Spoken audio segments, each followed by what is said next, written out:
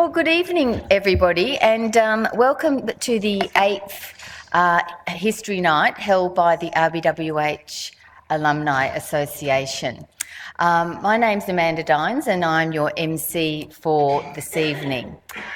I'd like to start by welcoming acknowledging the traditional owners of the land on which we meet. We recognise the Jagera, Yagara and Turrbal people, and I'd like to pay my respects to elders past and present.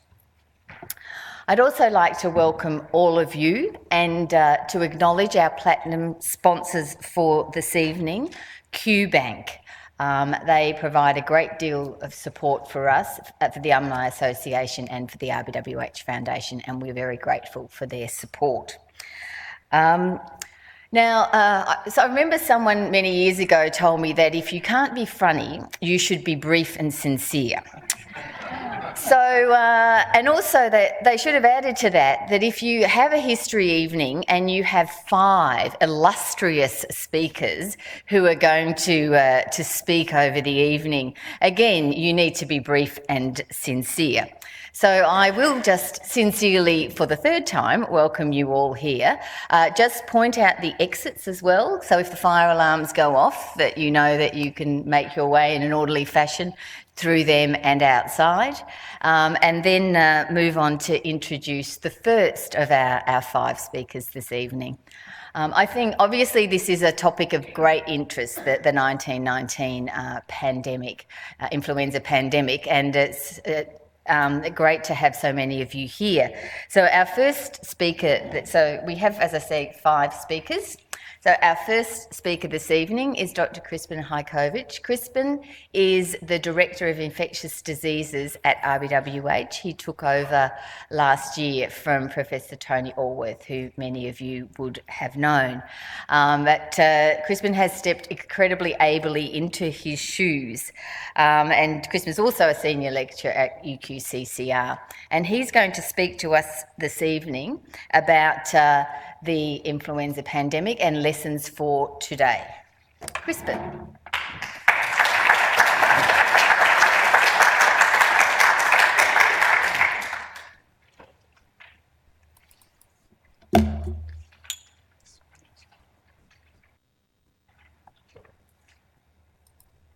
There you are. Thanks so much, Amanda. Thanks very much. Thank you, Cliff and the alumni, for asking me to talk about. This is a topic I find extremely interesting, and I've found myself completely transfixed in the last few weeks researching for this talk, so I've really been on a bit of a journey. It's an extraordinary incident. It really is the worst thing that ever happened, the worst single incident that ever happened to humanity. There's nothing that comes close to it. Possibly 50 to 100 million people died in this epidemic. There's no other single cause catastrophe that's faced our species like this. I reckon there may never be one quite as bad as this, not for thousands of years to come. Thank you, Amanda. I'm Krispin Hajkowicz, a clinical infectious diseases physician at Royal Brisbane and now the director in filling Tony's very big shoes. The last phone call that I got just before I came down, I was a little bit late dealing with a young pregnant woman in intensive care with severe influenza. So it's very much a topical problem that we deal with all the time in clinical practice. I'll talk more about that later on. What I'd like to do is give you a very brief overview of some basic biology. Don't fall asleep for that part of the talk. To help you understand some of the context for how flu epidemics and flu pandemics occur. Then talk about the way that the international pandemic evolved and some of the effects that occurred in Australia as well. So first of all, one of the key facts that I find amazing about this incident that really started in 1917 and spread across the world is that the flu virus as such wasn't actually discovered until 1933. The group headed by Wilson Smith and others didn't actually discover the virus until 1933. So all of the clinicians, the epidemiologists, the nurses, the scientists, the politicians and the general public involved in this had no idea what the cause was. If you put that into the context of the whole outbreak, it does mean that the way clinicians practiced and way epidemiologists practiced was extremely brilliant when we didn't even know what the etiology of the diagnosis was. Up until the early 30s, in fact, it was probably thought that flu, the disease of flu, was caused by a bacteria, Haemophilus influenzae. It's called Haemophilus influenzae because it was thought to be the cause of flu. And actually, Staphylococcus aureus was attributed to being the causative agent of flu for decades before it was actually found to be a virus. There are three distinct subtypes of influenza, A, B and C, but really C is a rare and fairly insignificant virus compared to the other two, so I'll be focusing on A and B tonight.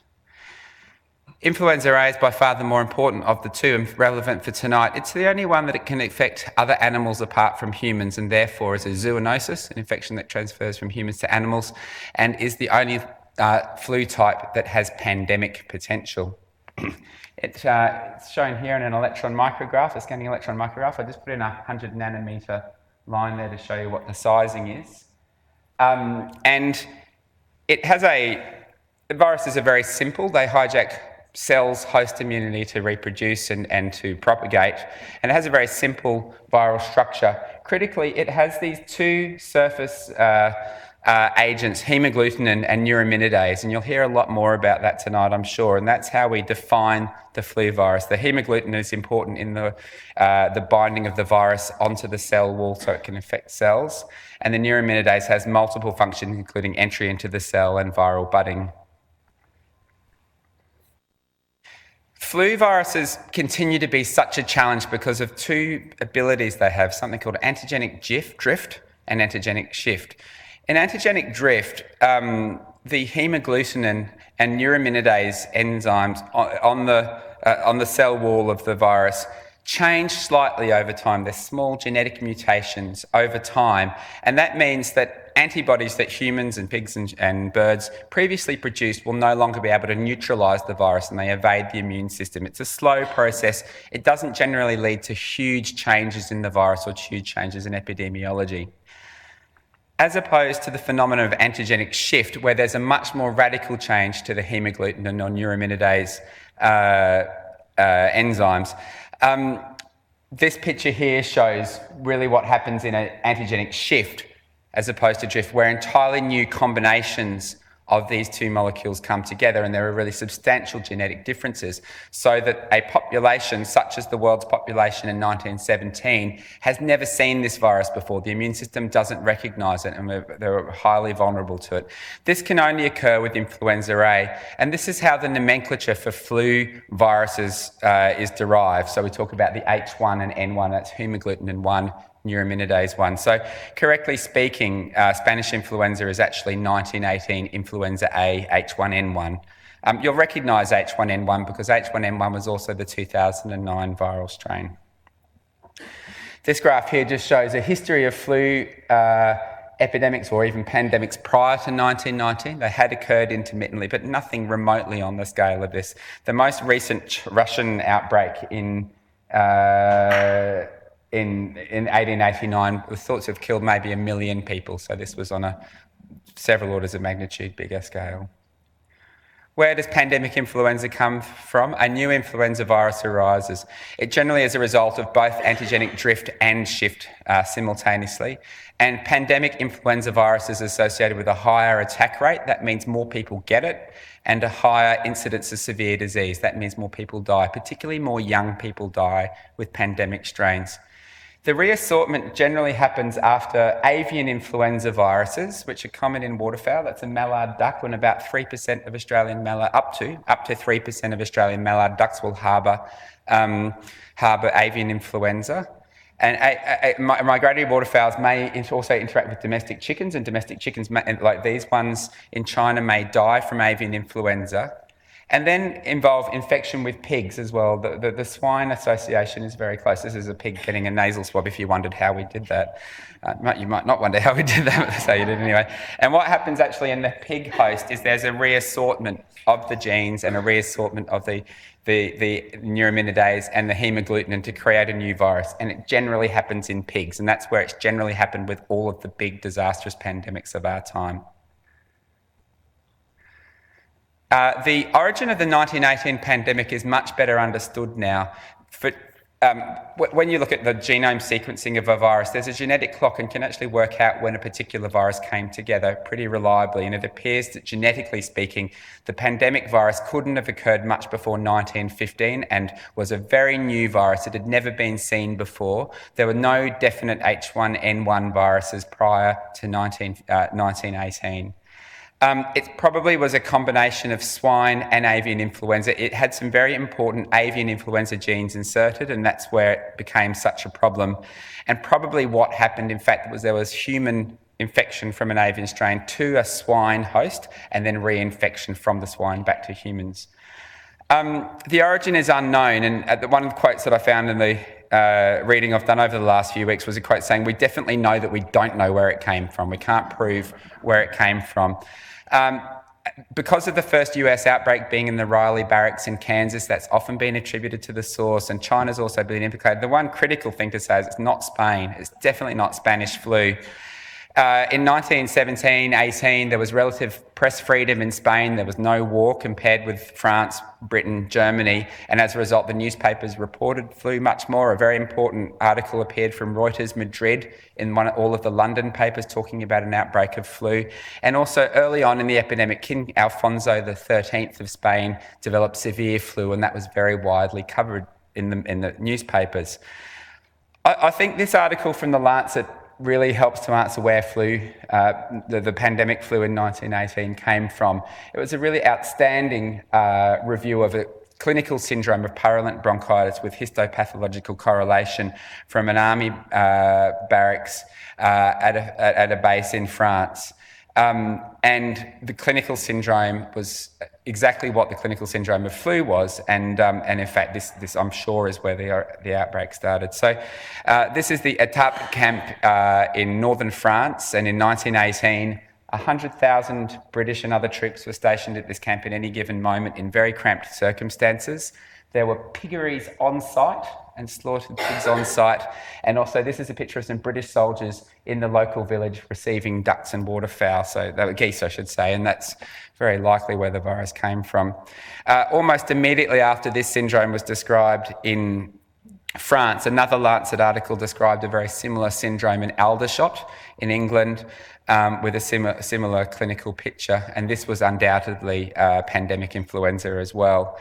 I mentioned before how with the lack of understanding of the viral cause of influenza, brilliant clinicians and brilliant scientists did their job really well. The clinical descriptions of these cases is absolutely fantastic. The attention to detail, the care that's been taken to publish these is something we just wouldn't see anymore, I think, on the clinical side. It's really outstanding. And interestingly, Abrahams, who published this paper in 1919, subsequently said once the pandemic had started that definitely was what he had seen in the camp at Aldershot. There was no question that it was pandemic influenza.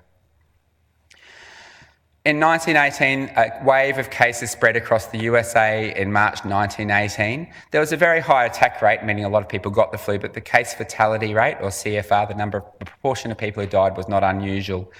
Interestingly, it appeared then there was rapid spread back to Europe on these very crowded troop ships like this one, extremely cramped, maybe 10,000 US troops per day travelling to Europe at that stage.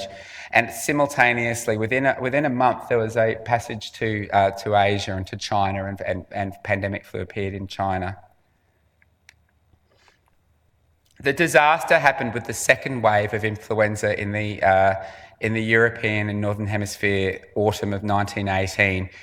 Genetically, it appears that this wave almost certainly arose in Brest in France, and then there was near simultaneous appearance in Freetown, Sierra Leone, and back in Boston in the United States.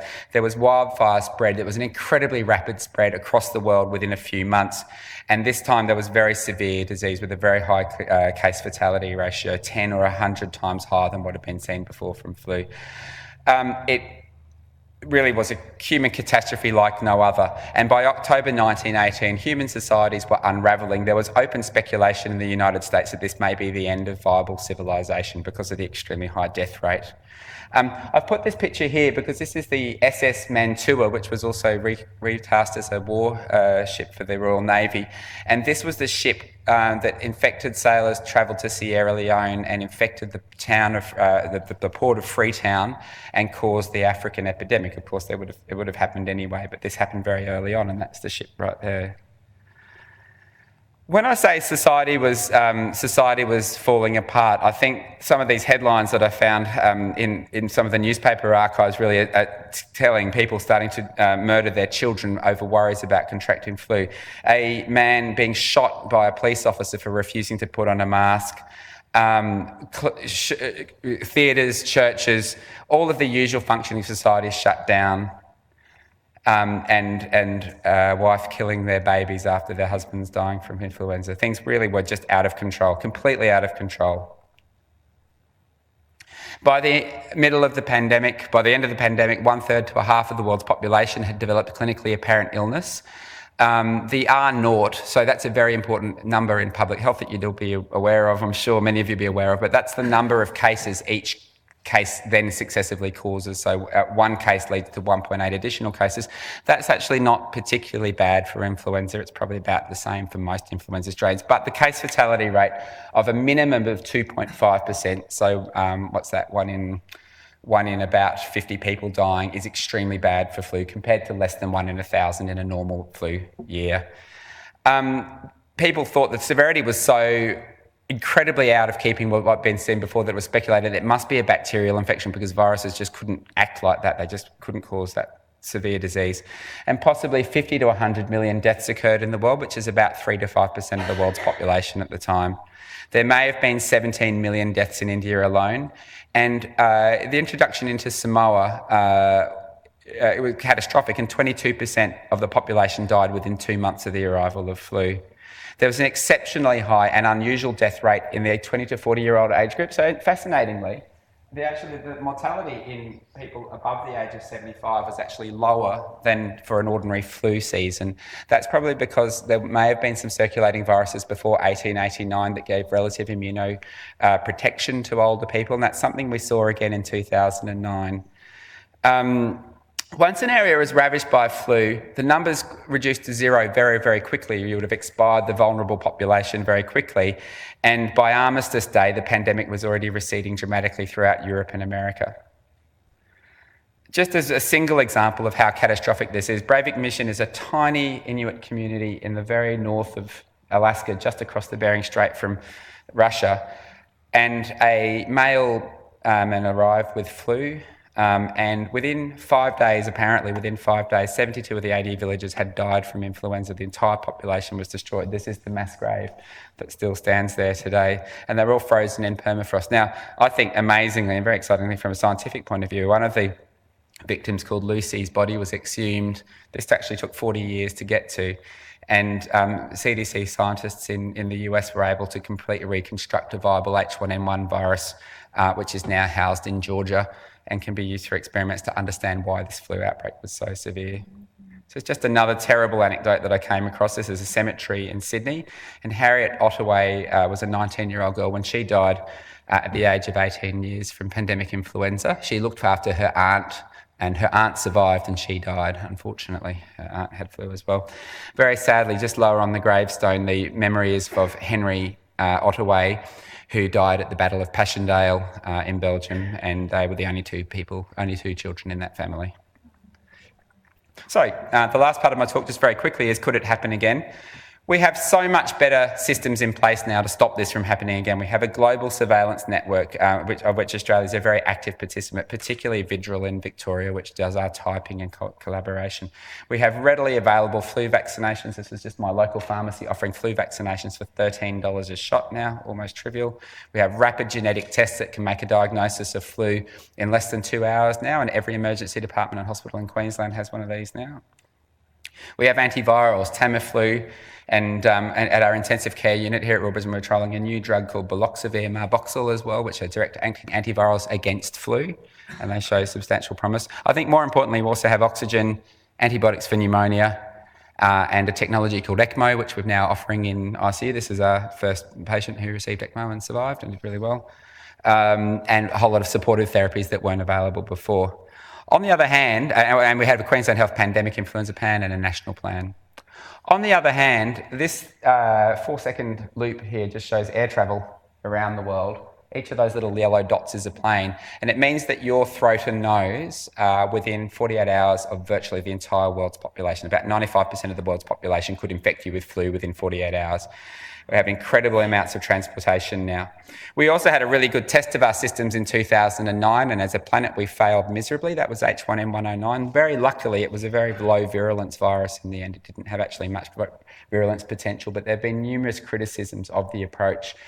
This is Anthony Fauci, who's the head of the National Institutes for Health in the United States, and he came to one of our infectious diseases conferences and told us about how really he had to meet with Barack Obama the then president, and try and explain why things went so badly wrong. The rollout of the vaccine was a disaster. The public health response was wrong. The WHO didn't pick it as a major problem for months after it started, so we've got a long way to go. I noticed that there have been just last week in Nepal, there was a human bird flu death, an H7N5 flu death reported in Nepal for the first time. My overall assessment is that a flu pandemic is likely. I think we'll do better than last time, but I think it's very likely that millions of people will still die. Just very quickly, if you haven't had your flu vaccination yet, this is our numbers here from last week, and showing that we're likely to have a very severe flu season this year.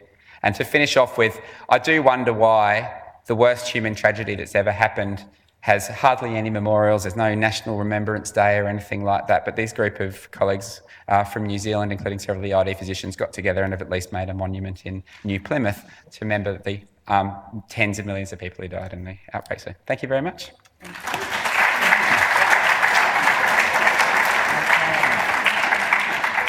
All right, well, thank you very much. And so, yes, it's sort of scary stuff, isn't it, when you start seeing it in that context? And, I wonder whether we were it was lucky that the 2009 pandemic was not a very virulent strain, as you said, but it also perhaps undermines some of the actions we might have taken as a community and as a society and I hope that won't sort of make people fail to take things seriously another time. So moving on, we've had a little bit of a pathology lesson from Krispin, but now we have Professor Robin Cooke, who wrote... Ooh, so did that? That's the wine. Just watch out for that. The wine. Yeah, so Robin actually wrote the book. Robin was actually one of the inaugural speaker in our history series. So it's a great pleasure to have him back here as part of our panel on the influenza pandemic. Thanks very much. Madam Chair and colleagues all, in the first year of World War I, the competent nations thought that the war would end by Christmas time 1914. Very little attention was paid to the medical conditions occurring in soldiers on either side of the conflict. In November 1914, Sir Alfred Keogh, Director General of the British Army Medical Services, drew up a plan for the organisation of the medical services. On the British side, there were mobile services at the front, static hospital facilities in Étaples in Belgium and at some French cities, and specialist services in England at military hospitals in Netley on the south coast, Aldershot near Cambridge, and Leeds, which was a railway centre that received the hospital trains that were overcrowded and extremely odoriferous. A similar arrangement was established by Germany in early 1916. The philosophy of the medical commanders in all the combatant nations was virtually the same. We will provide the highest level of treatment we can and keep records and pathology results that included specimens of clinical pathology and anatomical specimens, both surgical and post-mortem, for research after the war is over. The pathologist in charge of the British side was William Leishman, a world-renowned specialist in tropical medicine with years of service in the British Indian Army Medical Corps. On the German side, it was Ludwig Aschoff, a world-renowned morbid anatomist. They must have known each other, at least by repute. They each produced a report on the results of the records kept by the Army field staff, including Thomas Shaw, as we mentioned. Aschoff published his in 1921, and Leishman published his in 1923.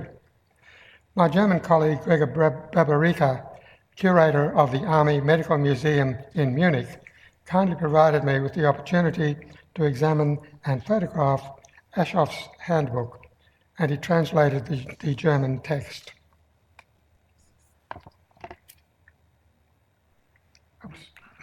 So there's William Leishman, and here is his report. This report was obtained for me by the librarian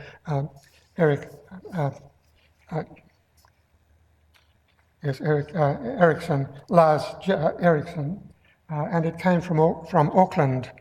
And I was the very first to read this because I had to cut the pages so that I could read it. It wasn't exactly a bestseller. All of the World War II specimens that remain in the museums in Munich, London, Edinburgh and Washington consist of gas lungs, impact injuries, together with a few kidneys. The only remaining examples of influenza lungs are in Washington. So here we have Ludwig Aschoff. He was professor of pathology at the Freiburg University from 1914 or 1913 until he died. He had his mortuary and the space like this, not quite so big, where they used to do demonstrations of postmortems every day. And on the outside of it, he said, "This is the place where the dead teach the living." And that's still what postmortems are about. Now this is Aschoff's report, and his book he got from the internet. It was very much thumbed, and it was much more read than was Leishman's book. And that's in German. My friend Gregor kindly translated it to English for me. And here's the English version. Now you see that there are many more topics in Aschoff's book than there were in Leishman's book.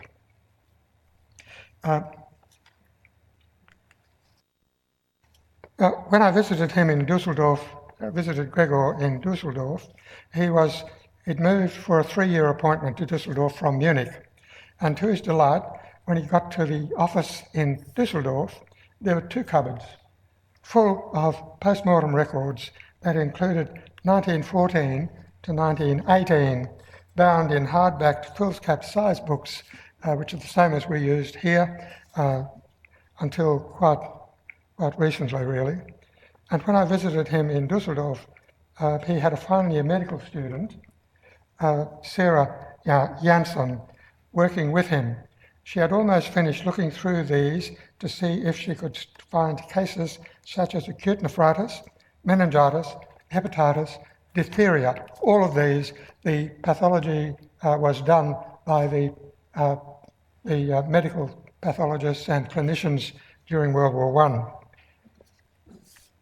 So here he is with his student.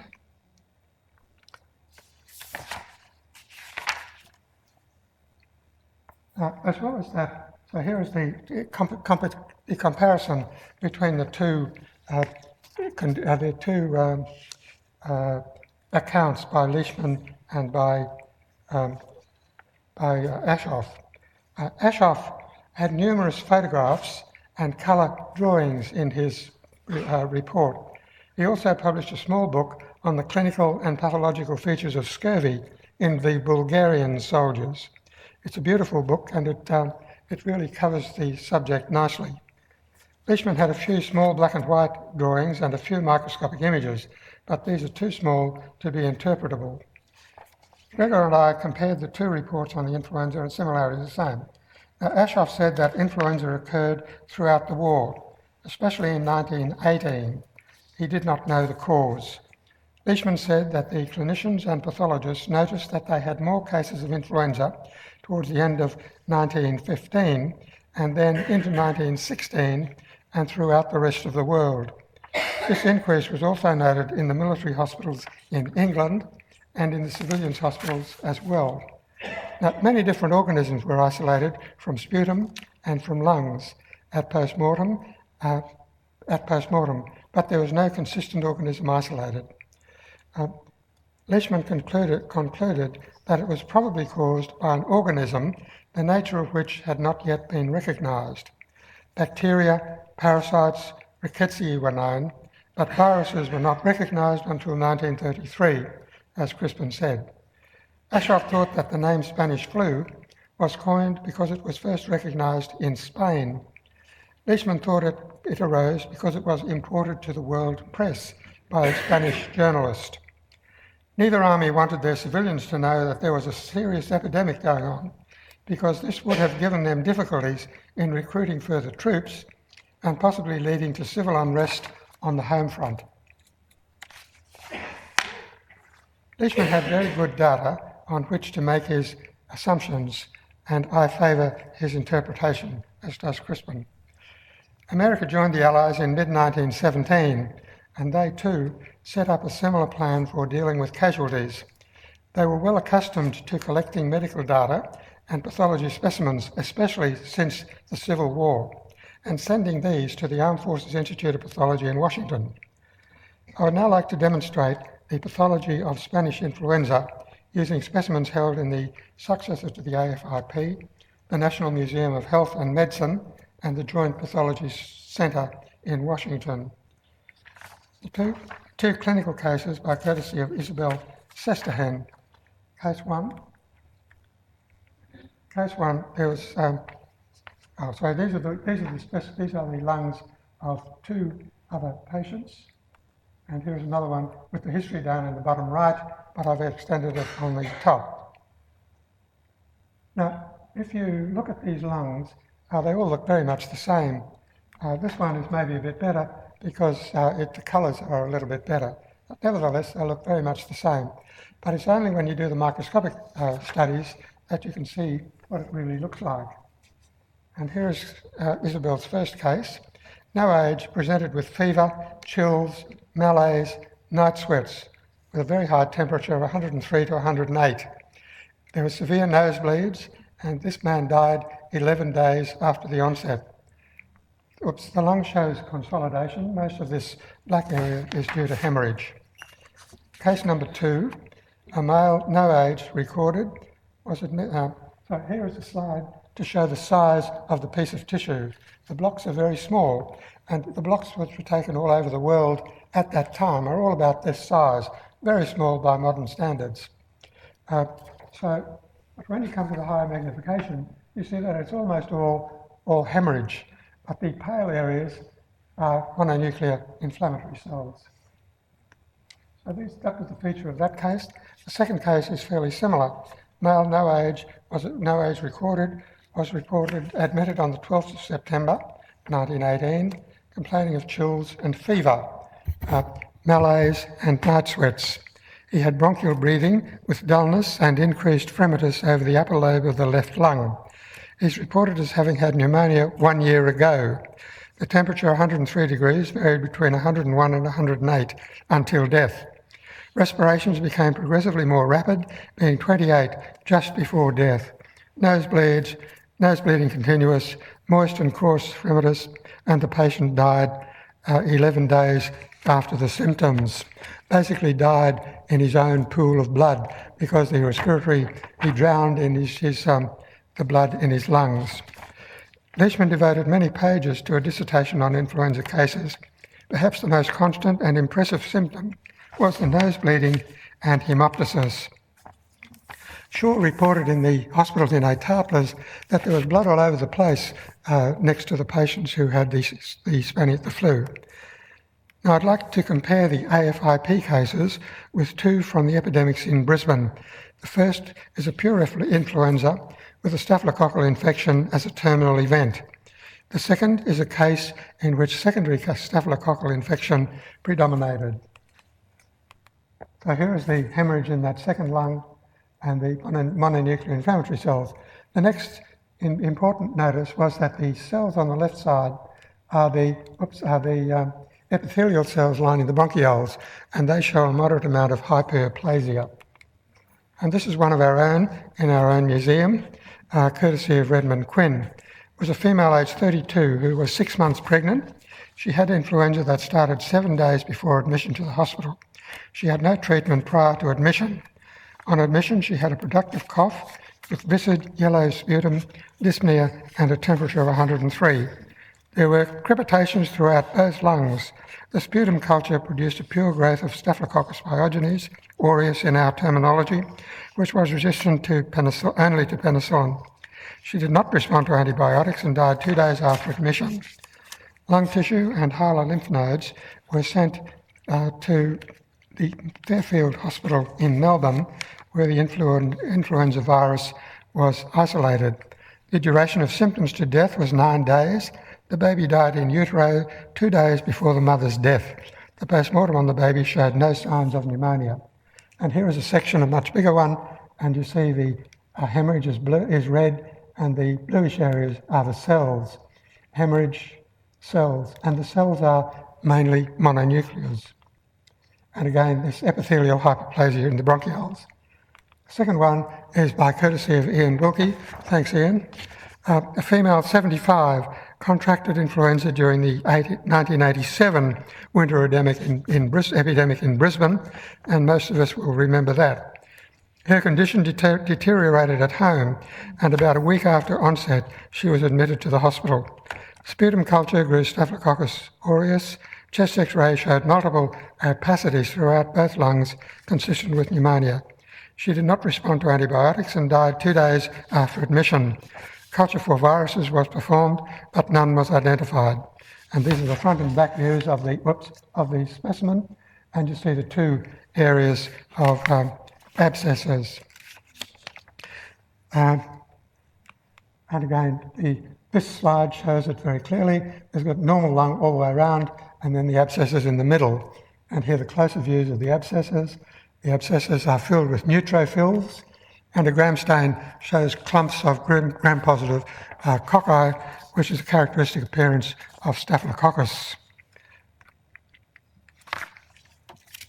Now finally, I'd just like to tell you a short story of how the genome of the influenza virus was found. In 1993, Jeffrey Tobenberger was appointed to the Division of Molecular Pathology at the AFIP.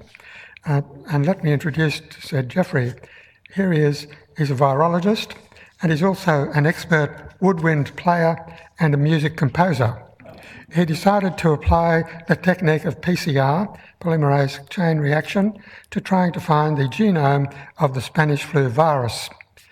The AFIP had paraffin blocks, clinical information, and glass slides of the cases, as we saw, and he looked at all of these and decided to confine his testing to 4 cases in which death had occurred in less than a week from onset. With his assistant, Anne Reid, he managed to find remnants of a flu virus in 2 patients. They reported this in a short article in Science in 1997. A couple of months later, he had a phone call from a retired pathologist by name of Johann Hulten. And here is Johann in 1924, who had been trying to complete a thesis on viruses in 1951. He had visited the Teller mission in Alaska, where 72 of the 80 inhabitants had been wiped out by the Spanish flu in 1919. The bodies were preserved by being buried in the permafrost. However, he was able to find no viruses. Here in the 27-year-old Johann, with his assistant from his university in Iowa and a resident of the village on the left-hand side. He had kept in touch with the mission, and he offered to pay another visit and dig again for bodies and to apply the most modern methodology for identifying viruses that were not available in 1951. He found the body of a plump 30-year-old woman whose lungs had been preserved by the fat of the body. He took both lungs to Washington, and the same type of virus was identified. It was then possible for the team to complete the sequencing of the genome of the Spanish influenza by 1997. Here is a 73-year-old Johann when he paid a return visit to Alaska to do a further dig and found the body of the 30-year-old. At this time, he was still pursuing his lifelong hobby, which was downhill skiing down the slopes of the very high mountains, the highest mountains in the Alps. Since then, none of the epidemics of influenza has had the genome structure of H1N1. But as Krispin said, think of what might happen if another influenza epidemic was caused by this virus.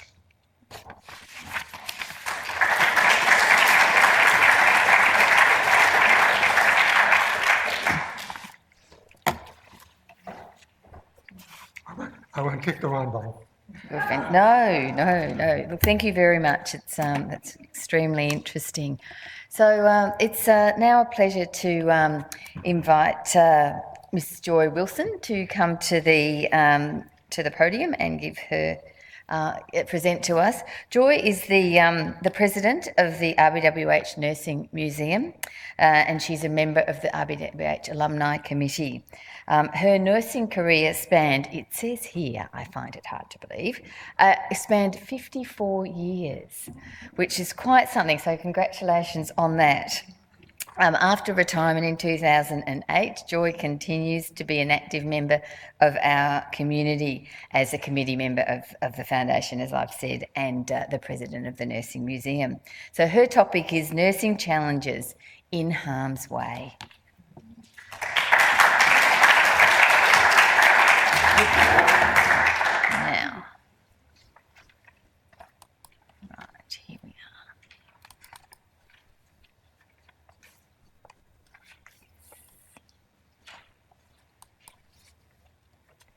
I think it's just a click there. Yeah, it's just there, and if you want to press, that's the. Oh, that's the. Oh, okay. Otherwise, you just use that. Okay, thank you.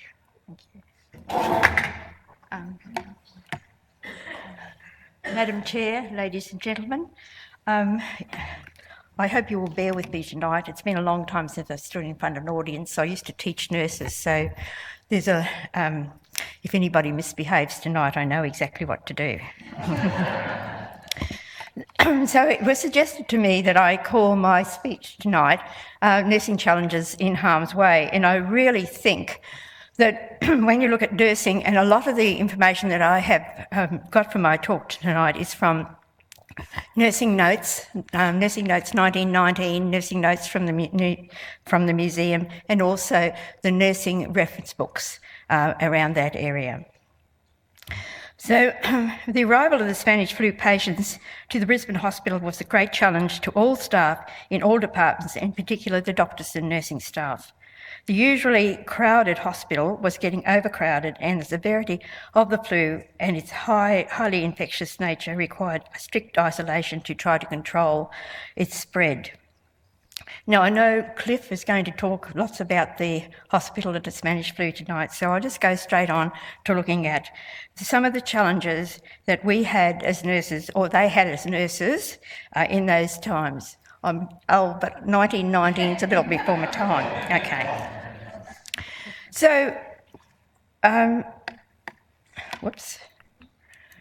this was a photograph I found in the Nursing Museum, and it was documented by Cecilia Brazel, which said that it was the huts at the exhibition ground for the Spanish flu. Now, I don't know how you would feel, but if somebody said to me, that's going to be your hospital for the next so many months, I would be a little bit worried. So the challenge was making the best of what we have, and that's one of the things that we probably would be doing as nurses. So the main thing was getting in and getting things organised. So I presume there was lots of scrubbing brushes and lots of nurses who did lots and lots of work in preparing the wards and making the beds and getting the patients' beds ready for admission, looking at linen supplies, patient clothing, the treatment rooms, medication cupboards, pan rooms, bowls, sputum cups, tooth mugs and kitchens. When I was in New Guinea, I used to pack the patrol boxes for Morris Willis. He used to go out to the Gilbert and Ellice Islands, so I know what to pack for a hospital. So it was all go, go, go as far as things were concerned. Now, with the hospital itself, the arrangements were that because of the overcrowding at the Brisbane hospital, it was necessary to have an isolation hospital, and the isolation hospital was set up at the exhibition grounds on Machinery Hill, apparently. Now, at the challenge we had, as I said, was at the isolation hospital and looking at the ward structure, and there was a chap called Dr. Streeter who was obviously in charge of setting up the hospital, and he did a terrific lot of work with the health department to set up that hospital at the exhibition ground. Now, getting ready for the patients. Now, getting ready for the patients meant that the nursing staff, what were the nursing staff taught about the Spanish flu? And I don't know whether they had any pathophysiology, as you were just talking about Robin Cooke, but I think it would have been rather frightening for them to know what was going to be going on. Now, Matron Bourne, who trained at the hospital, served on the home front, and continued in her role ensuring nursing history and practice was taught and ensured a very, very high standard of nursing care. And Dr. McLean, who was the medical superintendent at the hospital at the time, was to see the benefits of his teaching of the nurses at the Brisbane hospital during this time, because no doubt he definitely saw the benefits of his teaching and Matron Bourne's teaching for the nurses who served with him in World War I. And a lot of our students, a lot of our nurses joined the AANS and they served overseas with him. There were lectures given by Dr. McLean and Matron Bourne, and the nurses must have been aware of the harm they were to face. They were like, I presume, they had the courage of our nurses who went to World War I. The whole of the nursing staff were in such a position that giving nursing care had them in close contact with the patients who were admitted. You can't nurse a patient and stand at arm's length. You've got to get in there and give the proper nursing care. And that would be contributing to your close association with the patient breathing over you, because one hopes they're breathing. I am not sure of any nurse who refused to do her duty and courageously put herself in harm's way for the good of her patients. There are no diaries available in the Nursing Museum recording this devastating event, so I will be looking when I do some research to try and find some of these recordings of the nurses in World War I. Now, did I go too far then? No, that's it. Now, Dr. McLean was the medical superintendent of the Brisbane Hospital, and he was seconded to the Metropolitan Joint Health Board of the Home Department and appointed medical superintendent of the Exhibition Isolation Hospital. And Miss Hannah Banford, who also trained at the hospital, she graduated in 1915. She was appointed matron of the Brisbane Isolation Hospital. She's really lovely, isn't she? I've got another photograph of her 4 years later when she was matron of the Isolation Hospital. She has changed. Now,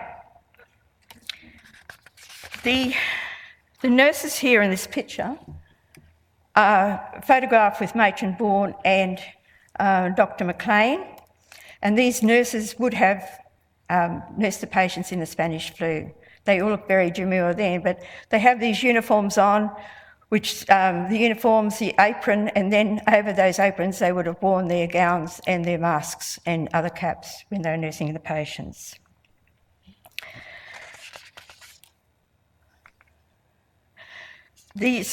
How the nurses were prepared for going into the fray. Their nursing education consisted of the first year anatomy and physiology, the general nursing, and the general nursing was the basic nursing cares, caring for patients, caring for them at the bedside and giving their all. The second year was looking at medical nursing. And medical nursing, the doctors usually gave their lectures in that. It was probably Dr. McLean and other doctors. And I could find nowhere in their records of these old nursing notes where there is any lecture on influenza. Ophthalmic nursing was taught, bandage and splints. Administration of drugs was a very, very important part because the nurses had to do examinations and pass at 100%. Invalid cookery was a very, very important part because that was essential with caring for the patients who were very, very ill. And also practical nursing, and that was looking after the patients, the nurses mainly doing administration activities which made them into registered nurses.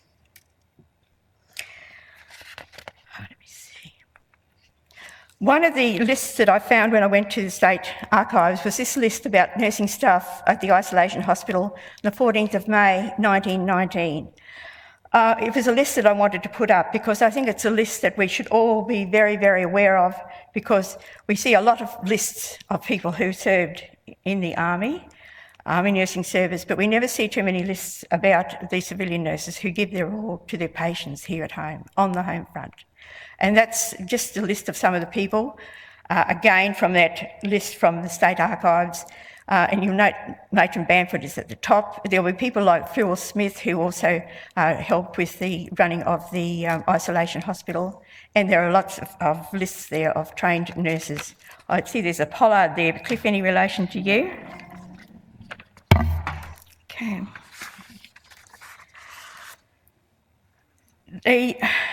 With this list, there were 21 trained staff and 28 trainees. Now, when you're looking at this day and age, you look at patient-nurse ratio, but I think that's really out of the question.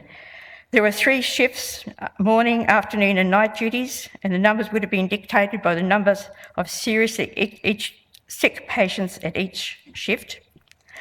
And one of the main duties was on the night duty, because it's no use to say that patients sleep at night, because they do not sleep at night. Some patients become worse in the evenings, particularly the respiratory patients. It is an important job for the nurse, and that she lets the patient know that she is there. There's nothing worse than waking up in the middle of the night being sick and there's nobody there to attend to you. There were nurses off sick. Okay, well, where did the nursing staff come from to replace them? Offers were received from nurses from different hospitals, but they also became sick and then they became patients. So it was just one thing after the other.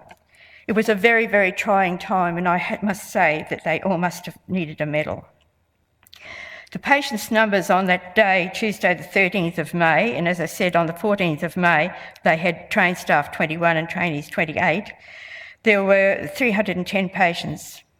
And on Thursday, the 15th of May, 350, with some of the patients who were convalescent, 120 of them convalescent. Thank you, Matthew, for those numbers. The nurses, there was a matron, and one of her chief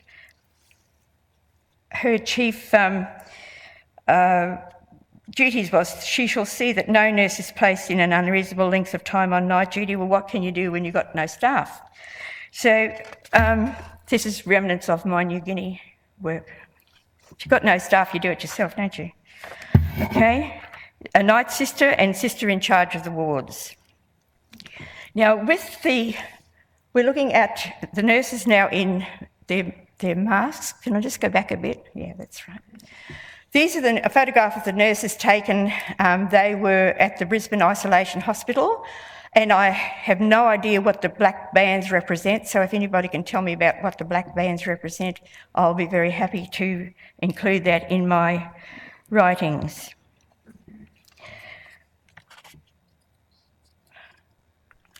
Okay. It was important to see, with the responsibilities of the nurse in charge, we had trained staff, nursing trainees, and how were the nursing staff prepared to deal with the Spanish flu? So, how were they? This was a problem. The medical nursing text from 1919 said that influenza was an acute infectious disease affecting mainly the respiratory system and tending to occur in epidemics. The symptoms included a period of 2 to 5 days of febrile stage, laryngitis, bronchitis, pleurisy, or pneumonia may develop. Pneumonia is responsible for the majority of deaths in this epidemic. The treatment was bed and isolate, fluids, general treatment for pyrexia. And one cannot emphasise the importance during epidemics of retiring to bed immediately on the onset of symptoms and remaining there until the temperature has been normal for 48 hours. During epidemics, avoid crowded places. Nurses and attendants should preferably wear masks. Nursing cares included, I'm hoping I got the right thing now. Oops. Nursing cares included practical fever nursing, which included recording and reporting the patient's temperature, pulse and respiration. Sponges to reduce fever. Positioning of the patient to assist breathing, and this meant a lot of heavy lifting and moving the patient, so the nurses had muscles on their muscles. Patient hygiene, keeping the patient clean and dry, which is most important, because if you were sponging them and they were sweating, you needed to ensure that they were kept clean and dry. Specific attention being to the patient's skin, as pressure areas would occur if the patient was confined to bed, and confined to bed they were. Attention to and encouraging patients' fluid and food intake, and following the invalid cookery regime to assist in keeping the patient well nourished. The general nursing care, also from 1919, looked at the treatment of fevers. The main observations recorded by nurses was the temperature, pulse and respiration. Temperature recording and reporting was a high priority, as there was a need to reduce dangerously high temperatures. The febrile patient may become extremely restless and disoriented. Recording of the temperature in the booklet by Millicent Ashdown showed the nurses the different degrees of temperature, the invasion period, the festigum, and the deference, and I'm not quite sure how to pronounce that. If somebody can help me, I'll be very pleased. But recording the temperature was very, very important, because that was the nurse's job for observation. She must take the temperature and report it to the doctor. Sponging to reduce the temperature was most important.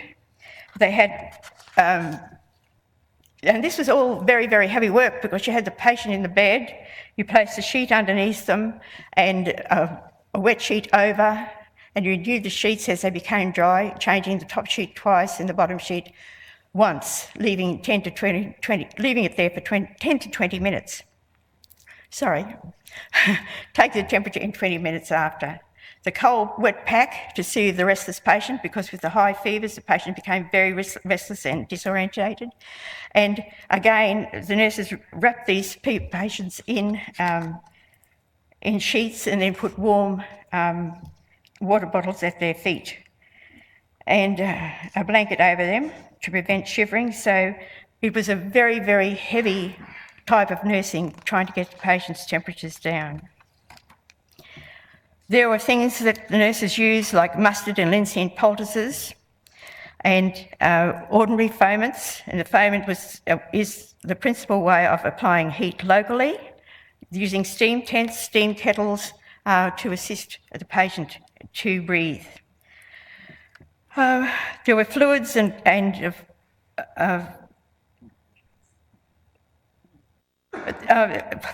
sorry, folks. I should have had 2 glasses of wine.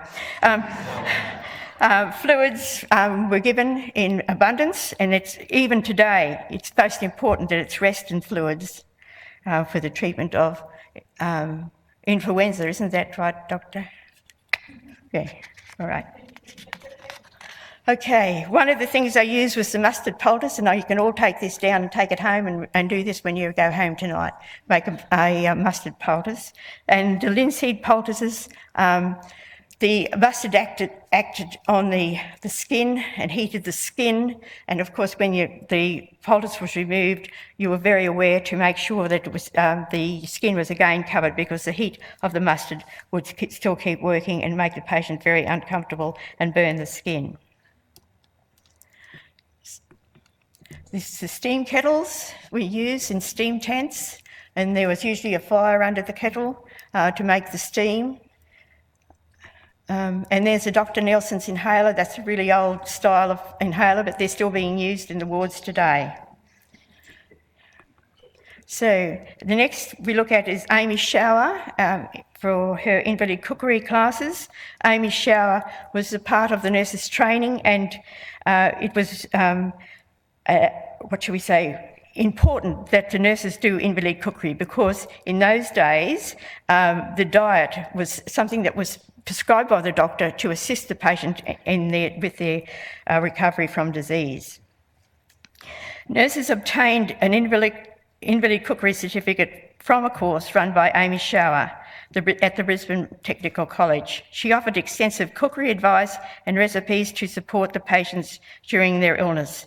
There is a particular mention of the diet required for patients with high fever during the acute and recovery phase. And I think there was a booklet put out to the public, and there were lessons at the Technical College by people, the lay people, during the Spanish flu epidemic. A sick room diet, particularly in the case of long serious illness, should be one that will give the least possible work to that part of the digestive canal that is least able to bear it, to compensate for the waste and to drain the system. She advocated that the nurse must pay particular attention to the diet ordered by the doctor. The doctor will prescribe a diet as well as medications, and his instructions should be fully carried out. Most importantly, she taught that food should be prepared under strict hygienic conditions. It should be nourishing, cooked carefully and well, served attractively to encourage the patient to take nourishing food to assist in healing his or her illness and towards achieving health. She had 14 rules for invalid cookery, which included size of servings, hygiene, food storage and cooking processes, types of food suitable for the individual according to their illness. Rule 10, in certain cases, I'll quote Rule 10, in certain cases, diseases, solid food is forbidden. Violation of this rule means death. Okay. So, but that was from the 1916 Amy Shower cookbook. Good. And that is, we have that edition in the museum. Of course, with the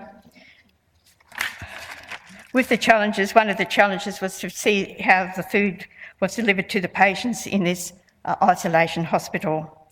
And all these challenges come about through the whole period of the time when the Spanish flu was raging. And I think Matthew Wengart's book tells you all about how the community looked after their people in the community with their diets and taking care of people in their homes. Beef tea was a specially prepared liquid for the people who were quite ill, and that was always, in some cases, it was called a stimulant. So they must have put brandy in the beef tea. Okay.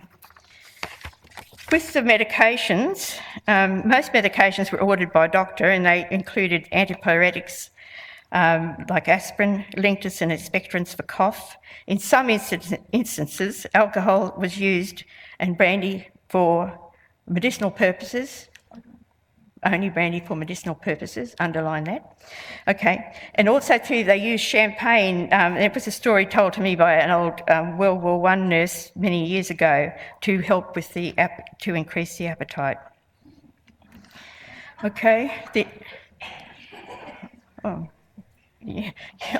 we've got an 1888 nurse's book, and I tell you what, alcohol's used in some particular ways. Okay. Challenges: as the number of patients increased, the administration of medications and recording and reporting would become a mammoth job and a great responsibility, and usually the sister in charge was the person who gave out the medications. Challenges for the nurses including their very, very close relationships with the patient. And when the patient died, usual practices, hospital practices, were not followed because there was a pneumonia influenza regulation in 1919, gazetted 29 January, cited City of Mask. Oh, sorry, I'll get that again. There was a way that the patients had to be laid out when they passed away. It shall be the duty of the health officer or an authorised medical practitioner to arrange for the speedy and efficient disposal of the body of any person who has died from pneumonic influenza. In all cases of death, the pneumonic influenza, the body shall within 1 hour after death be enveloped in a sheet soaked in strong disinfectant solution and placed in a coffin, and the lid of the coffin thoroughly screwed down. I think with a lot of the nurses, this treatment of the body would have been very strange, but it had to be done. It's like all nursing work, it just has to be done. Okay.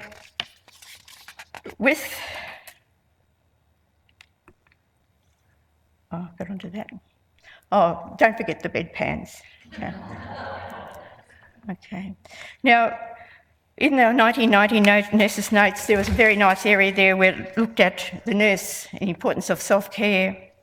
It looked at the nurse required to look after herself, to wear the proper clothing, have the correct diet, avoid working, especially fever cases, without a meal, correct exercise, sleep regularly, 7 to 8 hours, and disinfection. Do not neglect this duty to yourself. Too many nurses have died of typhoid fever and other infectious diseases through laxity of this. Hands must be well washed before taking any food. The bathing was an interesting little few sentences, but I won't go into that because that's very interesting. Okay. I thought there was a refuge for the nurses. You know, they would have gone up to the Lady Lamington Nursing Home. From what I can understand, there was a nurses' home at the exhibition ground. I'm not too sure about that, and I'll have to find out a little bit more of about that. But it was interesting to know that if the nurses got sick, and they often very well did, that how their families were notified and how the nurses felt about their families who were out in amongst all this influenza out in the community. So it was a hard time for the nurses in that respect. What I've said tonight is it's only the beginning of the Spanish flu, and it continued on probably till late August, and it was a dedicated type of work continued by the nurses. And some of the nurses lost their lives in the Spanish flu, and Alice Wyeth, Hannah Dufton and Clara Popple, to whom Matthew Wengart has dedicated his book, City of Masks, and I thank you for that, Matthew. No nurse who worked through the Spanish flu would have had experiences that they would be able to tell their children. And I would say that if another Spanish flu arrived, I know it's not Spanish, but if another flu arrived, it would be something that I think we would be all very aware of. But we would, in this day and age, we would have a better drugs, etc., like antibiotics. The sulphurs didn't arrive till the mid-30s, but then the antibiotics in World War II. But I think with the nurses, with all their knowledge and all the support from everybody in the medical team, we can make sure that we have as many survivors as we possibly can.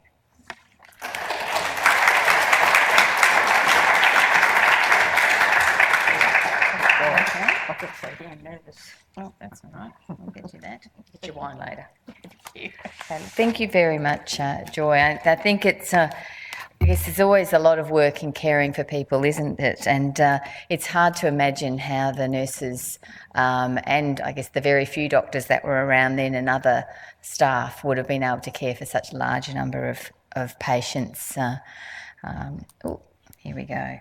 So it's now my great pleasure to move on and welcome Emeritus Professor John Pearn, AO, RFD, to come and speak to us. I think all of you will know Professor Pearn. I have known him since well before I came to the hospital in his role as a military leader, and so he's General Pearn to me, but all of you will know him as Professor Pearn and know that he had a very long history with the Children's Hospital. He's an author of a wide range of topics, and he's going to speak to us particularly tonight about the pandemic and the hospital for 6 children. So if you like, I'll get this. Welcome. I will set this up for you. I'm quite proud of how I'm going with this.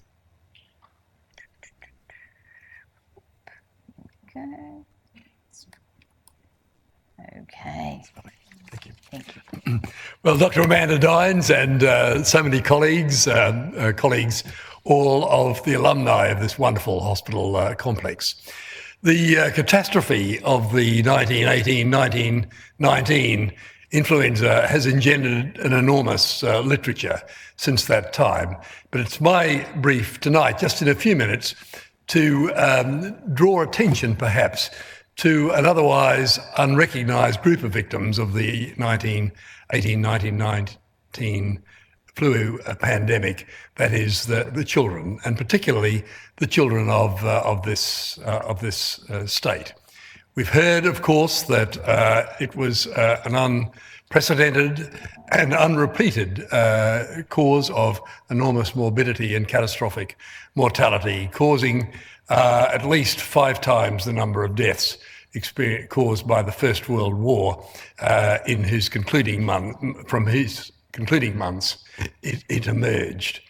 It's known that children were affected in many ways, although there's almost no literature about how they were affected. We know that they died acutely, as did the adults, in the first 3 to 5 days from overwhelming viral pneumonitis. We know that they died from a secondary infection in a time in 1919, which was some 16 years after the first discovery of sulfonamide by Domak, the Hungarian, who introduced that wonderful chemotherapeutic agent in 1936. And of course, it was almost 25 years before the discovery and use of penicillin, first used here in Queensland in 1944. The prevention that was used to protect people in this overwhelming pandemic was twofold, threefold, I guess. Quarantine and isolation was the first line of prevention. Secondly, steam inhalations of steam bubbling through zinc sulfate solutions in steam tents for those particularly at high risk. There was an inoculation at the time produced by the Commonwealth Serum Laboratories. It was a mixed inoculation. The antigens were from throat washings from earlier victims. We now know that that was Haemophilus influenzae, staph and strep, and a subsequent audit of the effects of it show that it had no effect whatsoever, as one would predict, of course, because it wasn't until 1931, as we've heard, that it was now realised that the lesion was due to a virus. Well, we all know that it's now that it was an H1N1 virus. It occurred in 3 waves, shown by these 3 peaks here. And we know that there were 2 particular peaks of mortality. One was in children, not unexpectedly, as we see here, and in adults, particularly in adult males, for whom from my own reading, no plausible explanation has been given. The peak age of deaths in adults was 28 years, which was quite different from other epidemics. And as we've seen from Krispin, the bottom line, the dotted line, is the mortality rate from 1917, and the fixed line there is the mortality rate from 1919, the time of the pandemic. And one can see that the two peaks there in children on the left, the fixed line, and the middle peak there from, as I've said, with involving adults particularly. Now, children were affected in various ways. Social disruption occurred, and it must have been perplexing for children at that time. The epidemic lasted here in Queensland. The first cases were notified from overseas to Melbourne in December 1918. Immediately, the state ministers of health, and in Queensland, the Minister of Health and Home Affairs, convened a meeting. Quarantine was set up. The first case wasn't diagnosed here in Queensland until May 1919. The epidemic lasted about 12 to 16 weeks only when it burnt itself out. And as we've heard, the epidemic was declared over in December 1919. But there was enormous social disruption at that time. This is a picture of the Wollongara quarantine camp. The state border between Queensland and New South Wales was closed in January 1919 when the first cases in Melbourne were diagnosed. One can see the social disruption here. These are people, Queenslanders, trying to get back into Queensland. They had to be subject in these tents to 7 days of quarantine, and if they did not have a fever in that time, they were allowed then to return home here. But you can see the children in that camp as well. This is a camp several days. This is the same camp, the same position several days later. And I just, looking at this, was touched by the perplexity of this little child here, the mother with the baby in her arms there, looking at the social disruption of this camp featured at that time. And this is a picture in Wollongara, again at another quarantine camp on the border at the train line there, and one can see there a butcher handing out food in a basket. He's reaching out so he won't come into contact with the inmates in the quarantine station, but you can see the children there as caught up in that enormous social disruption. All the schools were closed throughout Australia, specifically here in Queensland. And we can see the custodian on his horse there, seeing that there's no contact between them. It wasn't all bad for children. This is a picture of the volunteer kitchen. I went to Milton State School as a boy, and this is just up the road from where I went to school at Ithaca, near the Ithaca Ice. What were the Ithaca Ice Works? Now it's a very trendy restaurant there. This is the Ithaca Volunteer Kitchen, and we can see the masses of young children and young teenagers. The scouts delivered food to stricken families. You can see children on bicycles there delivering food from the kitchen to stricken families as well. But what about the children who were sick? We know very little about them. There's almost nothing written in the formal medical literature, and all we know is what we can glean from the very formal reports. And this is the surviving annual report book from the hospital then for sick children, so named from its foundation in 1878 until the name was changed in 1943 to the Brisbane Children's Hospital. But in the book there, for the calendar year of 1919, we see just a glimpse of the catastrophe that struck our hospital some 300 metres from where we're here tonight. The hospital was in dire straits in 1919. The hospital was broke. It was heavily in debt. The Children's Hospital, as the adult hospital here, was a philanthropic or charitable hospital until the North Brisbane Hospital Act regulations there too were brought in 1924.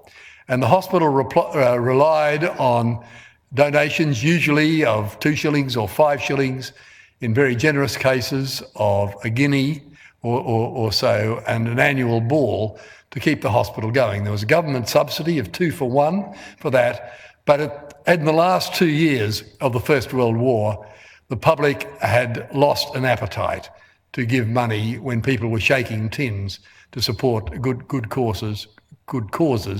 And our hospital here just up the road, the Children's Hospital, was heavily in debt. Indeed, 2 years later, there was a public appeal which brought in nothing, and so disgusted and disheartened was the hospital board that they all resigned at that time.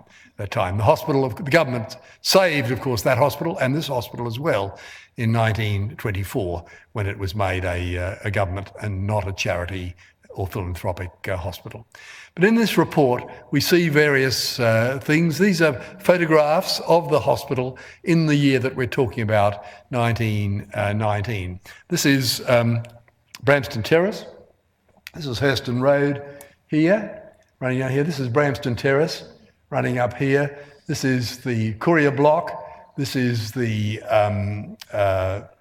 Lady O'Connell wing. Just behind it, we can see the Lady Norman wing, and we can see the earlier ENT ward here as well. This is the Lady O'Connell wing with its 3 stories. You can see the massage or physiotherapy department, which was not staffed during the hospital because our masseuse, as she was then called, was away at the First World War. And this is the outpatients department.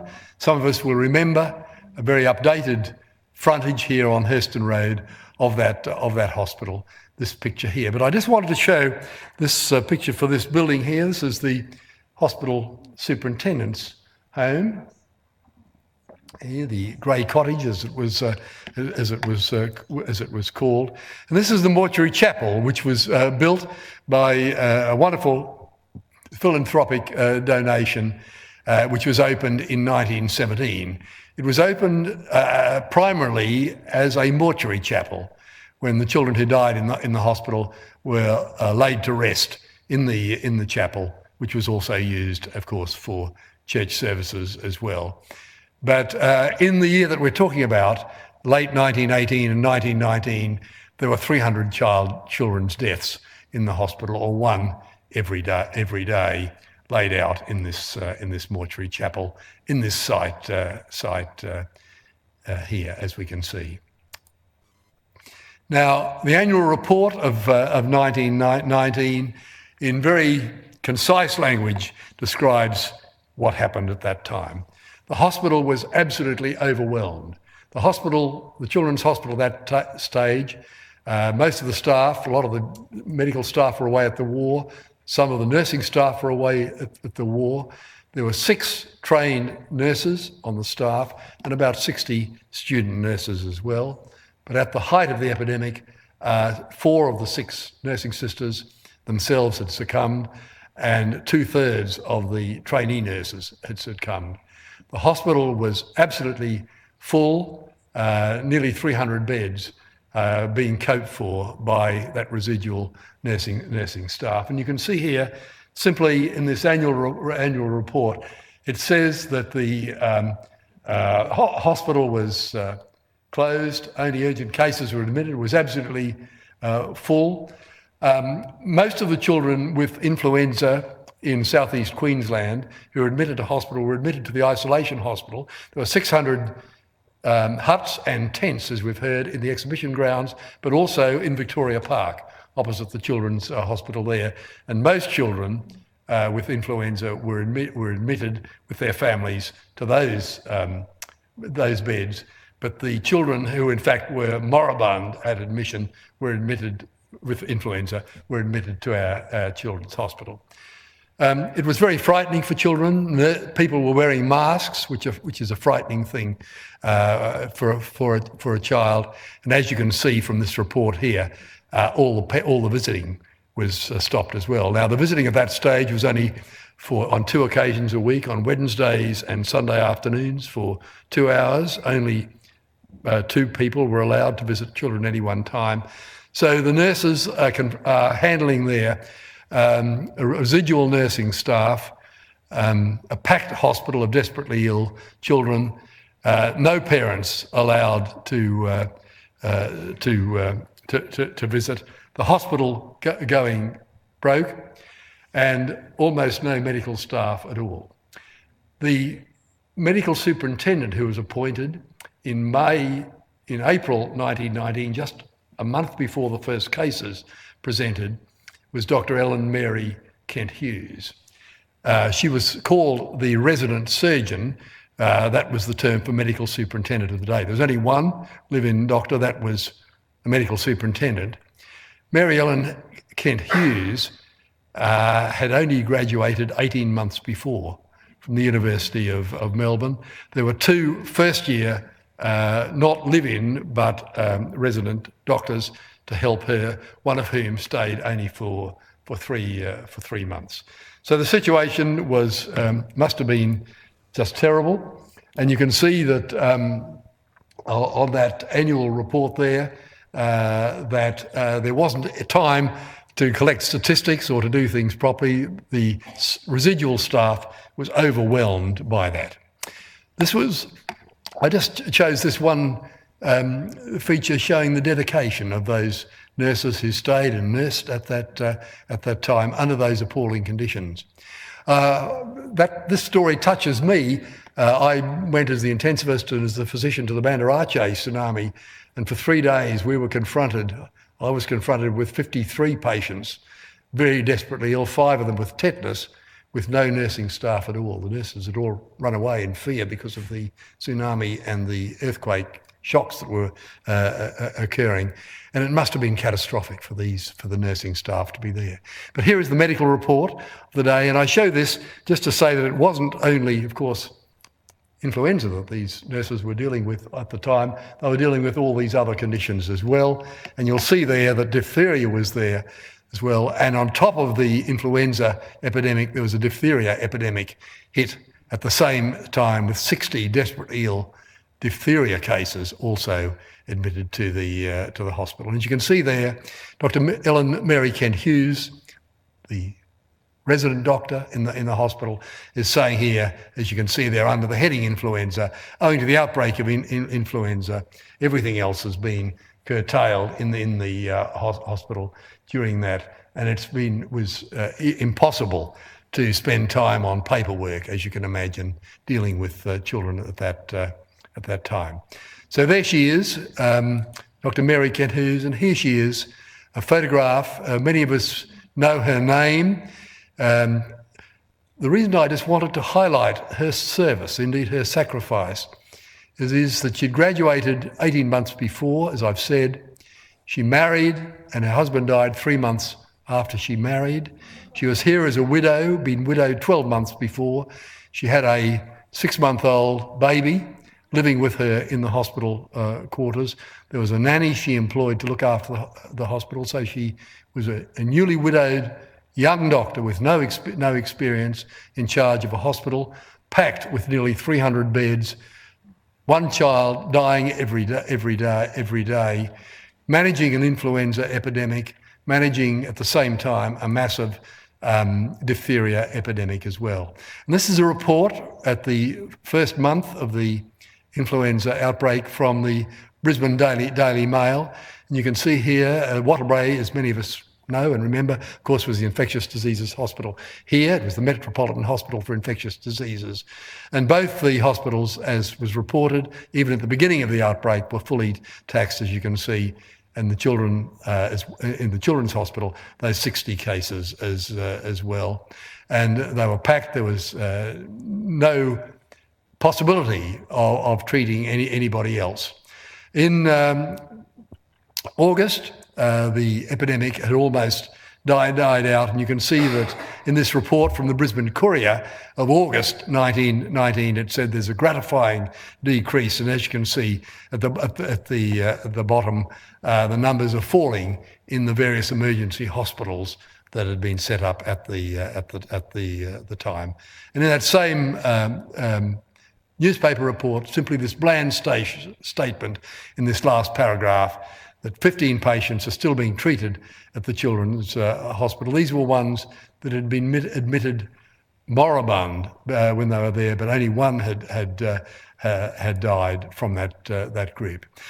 So we have learned, and we will continue to hear so much about the lessons learned from the 1919 pandemic here in Queensland. There is much to learn from it, and we realise that children were also affected, as we've heard so much about the adult victims as well.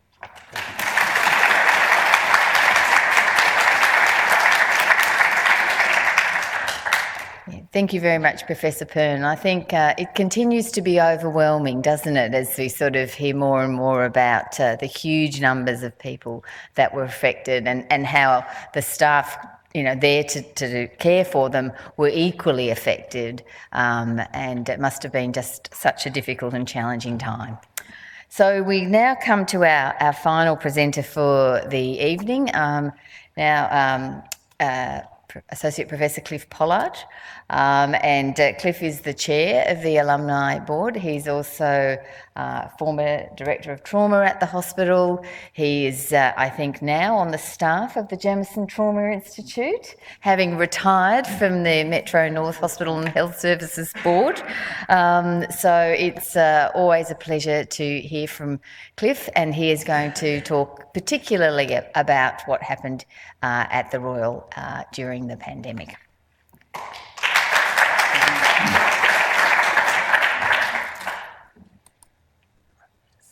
getting so good at this. Get these slides up. Lovely. Amanda, thanks very much. And I'll follow on a bit from what Joy and John have said. But and particularly grateful to Matthew's wonderful book with the details he has in this. And please buy one because there's an amount of money going to the foundation. And thank you very much, Matthew, for doing that. It's a wonderful book. And also the hospital at that time, the great work by John Tyrer. But the medical staff in 1909, why I put this up is that that there, Will Heslop, who is a member of our alumni, that's his father. And Will can't make it tonight because he's actually on a tour in the United Kingdom and he's keen for me to send him this talk. But I thought it was worth, because he was Port Medical Officer in 1919. The Brisbane Hospital in 1917. Now, the hospital, as John had said, was insolvent and was taken over by the Home Secretary's Department in 1970. The committee resigned. They just couldn't get enough money coming in. You can see some of the buildings up there. There's the addition to the Lady Lamington. The new outpatients block, which was completed in 1917, did not have electricity because they couldn't afford it. They'd taken a loan of £10,000 from the state government in 1911. They made the mistake of extending that in 1913 to £30,000. And then with the war and not being able to raise money by public subscriptions, they were in trouble. This is the old outpatients block here. Built in 1889, and of course the Tower block up there, and the fever wards, and what was the Lock Hospital for prostitutes up there. Okay, so the Brisbane Hospital in 1919, directly controlled by the Home Secretary's Department, no pathology department. They wanted to build one in 1910, but because of the war, there was no money, and the pathology had to be done in town. In 1918, there was a shortage of RMOs. That's John Barr McLean there. World War I service in Egypt, first at General Hospital, CO of the second Australian General Hospital on the Western Front, DSO, medical superintendent for a long time. So he wrote to the Home Secretary and said, we're going to have plenty of residents now because they've been very short during the years of the war, so we can reduce the salary. Imagine trying to do that today, what sort of trouble you would have. Okay, £100, there you go, okay. Now, the Buchanan family, a very, very important family in Brisbane at this time. Now, any of you Gregory Terrace boys? Buchanan medal? Okay, Buchanan medal, very important medal. Charles Pakenham Buchanan was the mayor of Brisbane. There were no Lord Mayors, don't forget, there were mayors of the various town councils. His mother, Jessie Jane Buchanan, was the first woman appointed to the committee of the hospital, the board of that time in 1903. Joseph David Buchanan was a visiting gynaecologist here at the hospital prior to enlisting. And the Buchanan Medal today, that's given out to the best results in senior and junior, and Gregory Terrace remembers his family, the Buchanan Medal. And I was giving the talk to a bunch of emergency physicians here at the Royal, and one of them said, I won the Buchanan Medal, now I know what it's about. There you go. Joseph David Buchanan, Terrace boy, had been in the civilian army, served in Gallipoli, sadly died of his own hand, gunshot wound at the head in 1915 when he returned. Archibald Watson, the AIF pathologist who knew him well, was unable to do the post-mortem. He couldn't do it on his friend. And all he did was draw, and I've seen the drawings. We have his diary in the archives in our college in Melbourne. Just draw the entrant and exit wound for Joseph David Buchanan. So we have a Brisbane that's dealing with the horrors of World War I. Okay, so New South Wales and Victoria had been declared very early. In 1918, in November, there was a meeting of the various health ministers at that time, and John Huxham went. This is in Melbourne. John Barr McLean, Joseph S.B. Dodds, the government medical officer, and John Moore, the Commissioner for Public Health, went to Melbourne for that meeting. Joseph S.B. Dodds, brother of Robin Dodds, the famous architect, Boer War, Gallipoli MC, DSO at Pozieres, Assistant Director of the Medical Service at Pozieres, takes his own life in 1930. Again, PTSD from the horrors of World War I. But on the 4th of February, knowing that the epidemic was coming, these other states had been declared, John Huxham, John Barr McLean, Effie Jane Bourne went over the exhibition to start getting that ready for the pandemic. So the quarantine had been set in once the southern states were declared, as John has pointed out, and there was a whole strategy, and the vaccine would not be of any use at all, but it was promoted particularly by John Huxham and by the government ministers. But there's a whole process ready to go in Queensland. So there are already cases in April in Brisbane, and then these cases appear at the General Hospital. The acting Premier announces, that was the day before Stop Press, that there were cases at the General Hospital, and they would use the Exhibition Isolation Hospital. Wallangarra Camp, a week there cost you £2, 12 shillings and sixpence.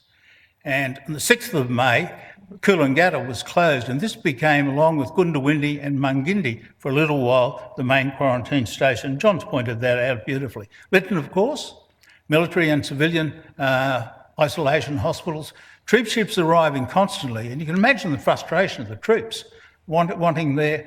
And apparently, their sweethearts and wives would go up to the wire and they'd be kissing between the wire until the military police got in and stopped this happening with the isolation. Early April, the first cases appearing. By the end of April, the cases are increasing there, and they've got 68, and they have the first death. And there are plenty of ships held up there at the Pollard with cases on that they were worried about.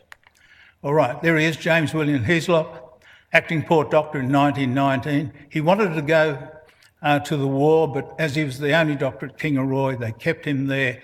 Prominent career in dermatology and in radiology. And the exhibition, Machinery Hill. Okay, there it is. There's a photo of that time and the report of the RNA Association. With keen regret that this is the first time we've not been able to hold the show. And rather than reading all this, I've just highlighted some of the points. The RNA Association, the board offered it to the government for the purpose of a temporary epidemic hospital. We thought it would only be a limited duration, but in fact it turned out to be well into September and later in the year that they could use it. Gradually they occupied all the buildings, insufficient for the cases reported in the early stages of the epidemic. And if you try to find a photo of any of the hospitals or the isolation hospital patients, you won't, because they're all totally isolated and people couldn't visit them, no one could go in and take any photos. So we have no photos of the nurses, but none of the patients because of that. That was as it was being set up, and Joyce showed some great photos of this. Brisbane Hospital, John Barr McLean said, I'm at wit's end for additional accommodation. We need at least 50 additional beds. 20 nurses sick, and one of the doctors. And the nurse, all the time, the nurses are sick, okay, because they're dealing at the pointy end. And then John Huxham's, okay, outbreak of influenza, over 100 cases in the hospital, 4 more nurses affected, 2 patients seriously ill. So he starts transferring patients by motor ambulance to the exhibition hospital from the Brisbane hospital. But both places keep getting more and more numbers. So 6th of May, 66, 34 nurses sick, 44 cases at the isolation hospital. 7th of May, 54, 37 nurses, 86 at the isolation hospital, there in the exhibition grounds. 8th of May, no new cases at Brisbane Hospital. We're getting our first death. And remember, these are the hospitals. There are hundreds of people sick in the community, okay? Often no one to look after them. And there's a huge volunteer effort that Matthews pointed out in his book that deal with it. 9th of May, 160 cases at the isolation hospital, 228. We can imagine the same number of cases that haven't altered much in the Brisbane hospital. And 13th of May, they actually closed the isolation hospital. They start to prepare 2 wards here for fever wards for more cases. And that 13th of May was actually the first day they were actually discharging convalescent patients from the isolation hospital itself. 41 nurses ill, and in the isolation hospital, 17 nurses and 2 deaths, 350 patients in that place. Mid-May, 600 cases in all the Brisbane hospitals. That's Rosemount, 6th Australian General Hospital, at Kangaroo Point, the Mater, and 350 the Exhibition Hospital with Dr. Julia Streeter, Dr. Shields and Erlene Dillon, who's been sent from the hospital for sick children. So they're getting ready for another 500 beds at the Exhibition Hospital. And Huxham, the Home Secretary, who we want nurses, nurses, nurses. Most essential that we have more nurses. So 100 cases here, and John Barr McLean points out that these are really sick ones coming in. Patients who aren't so bad are still at home, okay, being nursed by volunteer nurses and this big community response. So he's seeing the pneumonic conditions increasing. And on the 19th of May, Queensland's declared an infective state. So it means that we're no longer in quarantine and the police at Wallangarra can come back to Brisbane. This is Nurse Fuel Smith, and Joy spoke about her. She's writing to Julia Streeter, who at that stage is in charge of the isolation hospital. 26 of our nurses are in bed and they're ready to go to bed. They cannot keep going at top speed for much longer. No grumbling. As fast as one new nurse arrives, 2 seem to go to bed. Can the women of Brisbane help us? 20th of May, 6 deaths at the isolation hospital. At least 40 very ill patients. Okay. They've been starting to discharge some patients. 22 admitted. So this goes on. So there's a Metropolitan Joint Health Board that Charles Buchanan becomes the president of. They're calling for volunteers at Red Cross, Women's Emergency Corps that Matthew's spoken about beautifully in his book. This has women going around the various streets, have streets that they patrol, going in and checking out the sick families there. It starts on the 26th of May with 8 chapters. By the 31st of May, there are 31 chapters covering all the various towns, if you like, in part of Brisbane, all the suburbs. And Archbishop Durig has loaned St Lawrence College, only been built a couple of years before, to become another isolation hospital. And that photo there is again the nurses at St Lawrence's. So the mounting death toll. Okay, 22nd of May, got 3 deaths, 248 patients at the Exhibition Hospital. Got 80 nurses ill in all the hospitals across Brisbane. Lady Bowen's closed for a little while. 6 deaths at the Exhibition Hospital, 2 at the Brisbane, and so it goes on.